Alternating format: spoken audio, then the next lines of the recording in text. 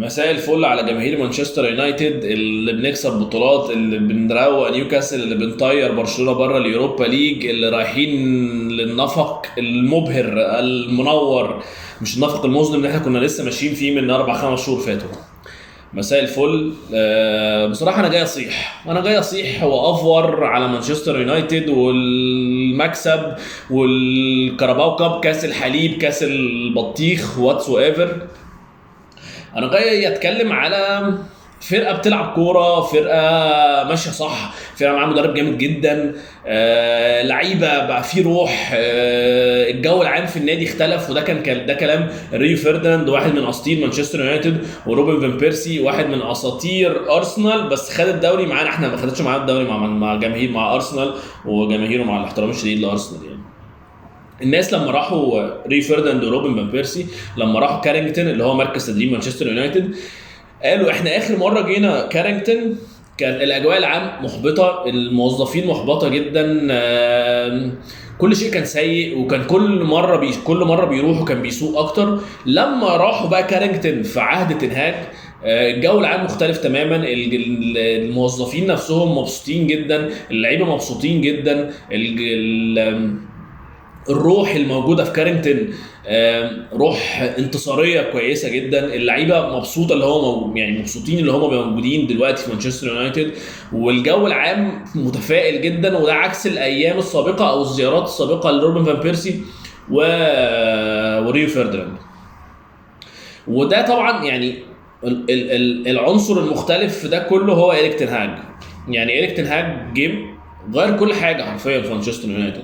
يعني انا من جماهير مانشستر يونايتد، انا ممتن جدا ان احنا معانا المدرب ده. ممكن الناس تشوفها افوره او اي حاجه، بس احنا من ساعه سير أليكس فيرجسون في حقبه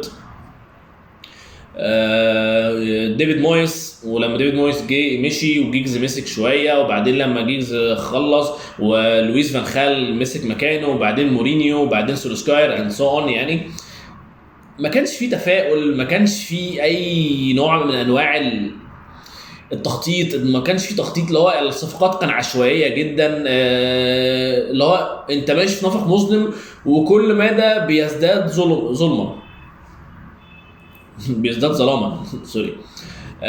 لكن مع إيريك تين هاج لا، يعني الراجل جه في الاول خالص،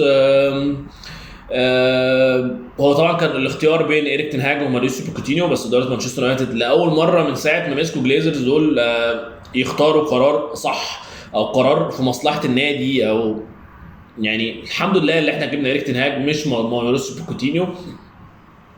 الراجل لما جه قال انا محتاج لعيبه معينه في بعض المراكز المعينه. اول حاجه جابها هو ليساندرو مارتينيز، جابه معاه من اياكس، انتوني جابه معاه من اياكس، تايلر مالاسيا جابه من فاينورد، عشان هو كان ساعتها كان لوك شو بيأدي اداء ولا اسوأ حرفيا.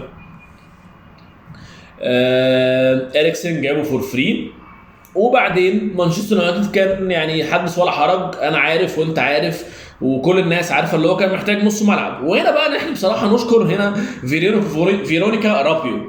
يعني ربنا يخليك يا استاذه فيرونيكا رابيو. اللي فيرونيكا رابيو دي مبدئيا هي مامه رابيو لاعب يوفنتوس منتخب فرنسا. هو مانشستر يونايتد كان متجه الاتجاه اللي هو يروح يجيب رابيو، زي اجريد الفيز مع يوفنتوس 17 مليون كانت خلصانه خلاص.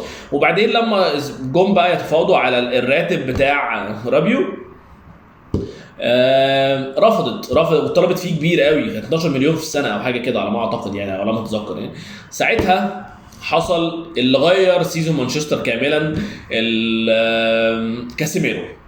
كاسيميرو بجد. يعني انا خلصت فيه كل الكلام، ويعني انا مش عارف ازاي يعني الراجل ده جماهير ريال مدريد يا جماعه، انتوا كنتوا معاكم جوهره حرفيا يعني. ساعتها مانشستر يونايتد بدأ الموسم بدايه ولا اسوأ، بدايه كارثيه، الخساره من برايتون 2-1 على ملعب اولد ترافورد، والخساره 4-0 من برنتفورد في ملعب برنتفورد، وكانت خساره كارثيه بكل حال من الاحوال. كان ساعتها الجو العام بيقول ان مانشستر يونايتد خلاص موسم برضه هيبقى نفس الموسم بنفس السوء المواسم السابقه and so on. ساعتها وي سايند كاسيميرو من ريال مدريد بعد ميرسي طبعا، شكرا جدا يا فيرونيكا رابيو اللي هي رفضت في اللي مانشستر يونايتد كان عاوزه. وساعتها رحنا جبنا كاسيميرو تقريبا ب 60 مليون او 50 مليون حاجه كده. طبعا الناس كلها اول لما جه طبعا العادي من الصحافه الانجليزيه والقنوات الانجليزيه من اول بي بي سي لبي تي لسكاي سبورت، والافراد زي جراهام سونس وجابرييل اكبون لاهور اند سو اون، هم كانوا بيتكلموا على كاسيميرو اللي هو لعيب كان عادي جدا في ريال مدريد، بس هو كان بيلعب مع جنبي لعيبه عظيمه. لا مع احترامي الشديد يعني اللعيبه بتاعت ريال مدريد طبعا عظيمه، بس كاسيميرو واو يعني غير سيزون مانشستر يونايتد كاملا. مانشستر يونايتد بقى فريق فيري سوليد تبيت، انت مش هتقدر تكسبه بسهوله. امبارح في ماتش نيوكاسل لو اتفرجت ككوره وايز امبارح ما كانش فيه كوره كتير في الملعب، وكتاكتيك وايز ما كانش فيه تكتيك كبير في الملعب، مع ان برضو كان في بعض اللمسات التكتيكيه من المدربين هنحكي عليها في الفيديو. بس امبارح مانشستر يونايتد الجرينتا والعزيمه والاصرار من اللعيبه اللي هي انا عايز اكسب بطوله، انا عايز ارجع اول بطوله ليا من 2017 بعد غياب 6 سنين، ابتدي امشي تاني على الطريق الصحيح زي ما بيقولوا. ونبني ليجاسي للعيبه. وده الكلام ده كمان قاله ووت هورست اللي هو المعار من بيشكتاش او بيرلي سوري، هو كان جاي من بيشكتاش. هو طلع قال بعد الماتش احنا عندنا 4 بطولات في السيزون، خدنا واحده، فاضل لنا 3 بطولات، الا وهي الاف اي كاب عنده ماتش ويست هام يوم الاربعاء، اليوروبا ليج عنده ماتش ريال بيتيس، والدوري which is بعيد. بس العقليه المينتاليتي اللي تنهاج زرعها في اللعيبه نفسهم ان هم وات ايفر ايه اللي بيحصل، انا اي بطوله دخلتها عايز اكسبها وعايز افضل دايس فيها للاخر. الفرق بينه وبين دلوقتي ارسنال 8 نقط في الدوري، بس الدوري الانجليزي ده مش بعيد، ماتشين خساره الارسنال خلاص.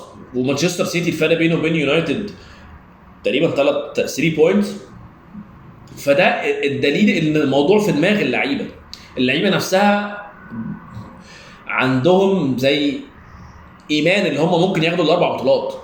طبعا ده لو حصل يعني تمثال لتنهاج، يعني تمثال لتنهاج دلوقتي بره الاولد ترافورد في السير مات باسبي ستريت، اللي هو نخلص سير مات باسبي ستريت تمثال لتنهاج قد كده في الاستاد ده لو حصل وكسبوا عرفوا يكسبوا 4 بطولات. يعني بصراحة الواحد متفائل جدا بعد سنوات عجاف، سنوات مظلمة، سوء تخطيط انسون. يعني لو انت عايز تتكلم على سلبيات هتتكلم على سلبيات من هنا لبكرة يعني. بس دلوقتي انت شايفه ان انت عندك اللعيبة، لا اللعيبة كلها بلا استثناء جايبة فورمة، من اول دخية امبارح سان ماكسيمام الوينج رايت الوينج ليفت بتاع نيوكاسل عامل ماتش من الشوط الاول على دالوت مبهدله، حرفيا مبهدله، اللي هو هانو. الشوط الثاني وان بيساكا نزل، اللي هو ده لا سان ماكسيمام اللي هو محتاج باك رايت بواجبات دفاعيه بس، ما تجيبليش باك رايت عنده واجبات هجوميه ويلعب على سان ماكسيمام، هيبهدله.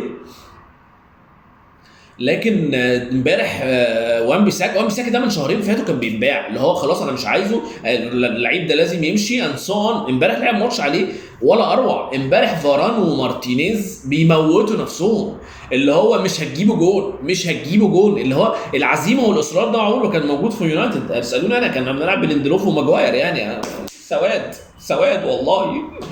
ماشي لوك شو يعني اتحول من احسن 3-4 وينج باكات رايت في العالم حاليا. واو. كاسيميرو طبعا مش كلام اني حدث ولا حرج، يعني احسن ديفنسيف ميدفيلدر في العالم، او مش العالم، احسن ديفنسيف ميدفيلدر في الدوري الانجليزي من وجهه نظري يعني. فرنانديز رائع، بس الكره اللي ما رضاش يبصيها لسانشو امبارح سيئه جدا. حتى سانشو في الاحتفالات قال له نيكست تايم باس تو مي، اللي هو المره الجايه بصيلي عشان ما نقلش قدامنا على بعض. راشفورد موسم ولا اروع كده. وتوج هورست بيديك 100% من مستواه في الماتشات كلها، بيموت نفسه، مش بيبخل بنقطه عرق اصلا للفرقه. ف يعني لجماهير مانشستر يونايتد بوجود إيريك تين هاج بالاداره، يعني اللي هو طبعا في كلام على بيع مانشستر يونايتد، بس الاداره لغايه دلوقتي بصراحه زي ار دوينج جريت، او زي السيزون على الاقل. يعني في المواسم السابقه طبعا كده كانت سواد، بس زي ار دوينج جريت بصراحه يعني. مينلي مش بيشتروا بعشوائيه. الصفقات اللي تنهاج تقريبا هو كان عايزها بيجيبها له بالظبط. السنه الجايه هو اكيد محتاجين مهاجم، فده اكيد هيزي ساين سترايكر كده كده في الويندو الجايه. فلما جه مانشستر يونايتد انبسطوا افرحوا، سيبكم الناس بتوع لكم كاس الحليب اند سو اون، اتس نوت يعني اتس نوت اباوت ذا تروفي، مش ده مش خالص عشان كسبنا باهميه البطوله او واتس ايفر، لا انا بتكلم على اداء، على جرينتا، على عزيمه، على طريق ماشيين صح، على 4 بطولات. انت النادي الوحيد اللي في اوروبا دلوقتي بيلعب في ال4 بطولات. فاللي هو جميل مانشستر يونايتد، بي براود اوف يور تيم، اتبسطوا، القادم احسن. وان شاء الله ان شاء الله ان شاء الله نتكلم تاني في اخر الموسم، على الاقل نكون طالعين ببطولتين 3 غير البطوله دي. شكرا تنهاج بصراحه، يعني you made our life better لجماهير مانشستر كلها، خليت حياتنا احسن. الواحد كان بيبقى اللي هو مستني ماتشات مانشستر يونايتد عشان دلوقتي بقى يستناه عشان يتفرج على كوره ويتبسط. زمان اللي هو انا مش عايز الماتش يجي، ارجوك انا اكيد هتحرق دمي، اكيد انا هيتحرق دمي. شكرا تنهاج، وجايين مانشستر اتبسطوا، وجود لك ان شاء الله في البطولات القادمه. نتكلم على برشلونه واللي بيعمله جزافي اللي هيجنن جماهير برشلونه. ايه يا معلم؟ ليه؟ ايه التشكيله الغريبه اللي انت بتعملها دي؟ ايه ده؟ يعني يا عم ماشي، الميريا فرقه مش كويسه ماشي، بادي ايه التشكيله الغريبه دي؟ ليفاندوفسكي ناحيه اليمين، فيران توريس ناحيه الشمال، جافي، ايريك جارسيا اثبت بما لا يدعو مجال للشك ان هو سنتر باك على قده، سنتر باك سيء جدا. تلعبه برضو يا عم، انا متفاهم جدا ان انت عايز تعمل روتيشن، بس يعني انا مش فاهم دماغك بصراحه. نص الملعب امبارح ديونج كيسي كويسين، بس مفيش ما في التروس بتوع المكنه مش شغاله، والله ما شغاله خالص. يعني سايب رافينيا بره اللي هو اكبر وورك ريت في الفرقه تقريبا، اراوخو هيز بيست ديفندر او من احسن الديفندرات الموجوده في العالم دلوقتي من وجهه نظري، عشان اللي اراوخو عمله في راشفورد في الاولد ترافورد مفيش ولا مدافع في الدوري الانجليزي عرف يعمله مع راشفورد. تو بي اونست انا مشجع لمانشستر يونايتد، وبصراحه اراوخو حط راشفورد في جيمه في ماتش اولد ترافورد، كل الثنائيات 1 on 1 اراوخو كسبانها، ولما راشفورد اتصاب وطلع لما دخل في اراوخو مدافع عظيم ما ينفعش يقعد باي حال من الاحوال. انت مصمم تقعده يعني انت لو انت عندك افكار وعايز تطبقها مش هتعرف تطبقها بفيران توريس، مش هتعرف تطبقها بايريك جارسيا، بسيرجيو روبرتو، بخوردي ألبا والله خلاص فنش خلاص. عندك اليخاندرو بالدي باك ليفت واو عظيم، بيلعب انفيرتد ليفت باك كويس جدا، بيخش نص ملعب كويس جدا، بيلعب الخط كويس جدا، بيعمل اوفرلابس كويسه جدا، سريع جدا، مهاري جدا، دريبلينج عالي جدا، ومع هذا انت برضه بتلاعب خوردي ألبا. فاللي هو اشرب بقى يا معلم، خساره من الميريا هتصعب موقفش بنسبه يعني الفتره الجايه، وهتخلي ريميدي يقرب، اكشلي ريميدي هيقرب يعني بس ريميدي برضه بيسقط نقط، بس يعني الدوري لسه فيها يعني. اتكلم على تشيلسي بقى، الى اين المسير السيد الرئيس؟ يعني تود بويلي محتاج يعني يطلع يعترف للملأ ان هو قام بالاختيار الخاطئ عند تعيين بوتر مع الفرقه دي بالصفقات دي بالانتدابات دي and so on. الترس مش ماشي، المكنه مش ماشيه، المكنه مش هتدور خلاص. ماتش تشيلسي امبارح اثبت بما لا يدعو مجال للشك ان هي المكنه مش هتدور. اللعيبه مش فاهمه افكار بوتر، تحس ان هو مش واثقين فيه اصلا، اللي هو يا عم اسكت يا عم مش هنعمل حاجه اللي انت تقولها اصلا. اللعيبه امبارح الاتيتيود مع الهزيمه، انت خسران 1-0 و2-0، الاتيتيود بتاع اللعيبه نفسه مخزي، حرفيا مخزي. اللي هو اللعيبه بتتمشى في الملعب، مفيش حد بيجري تقريبا، مفيش حد بيفايت فور ذا تيم زي ما بيقولوا. ده ما كانش موجود تماما امبارح. فاعتقد ان الاختيار السليم لتشيلسي وتود بويلي وبوتر، حتى بوتر طلع قال يا جماعه الجماهير مش طيقاني، الجماهير بتتمنى الموت ليا ولعيلتي ولولادي.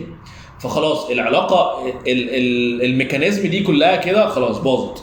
فانا رايي ان لازم بوتر يمشي ويشوفوا هيجيبوا مين عشان يلحقوا السيزون، خلاص السيزون بيموت يعني. بس كده، دي كانت دردشه كده على يونايتد وبرشلونه وتشيلسي جت في النص.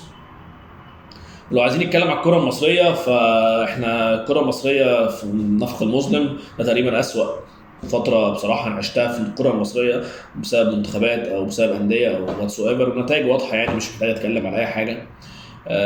بس كده. شكرا جدا، السلام عليكم.